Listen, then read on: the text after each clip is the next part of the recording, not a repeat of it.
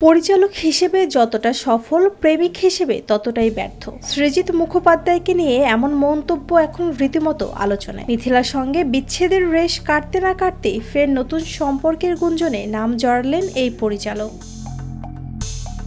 ওড়িশার পুরীতে লহগৌরঙ্গের নামরে সিনেমার শুটিং করছেন সৃজিত। ছবিতে শুভশ্রী গঙ্গোপাধ্যায়, যিশু সেনগুপ্ত ও ব্রাত বসু অভিনয় করেছেন গুরুত্বপূর্ণ চরিত্রে। এরই মাঝে শুটিং চলাকালেই অভিনেত্রী সুস্মিতা চক্রবর্তীর সঙ্গে সৃজিতের ঘনিষ্ঠতা চোখে পড়ে সবার।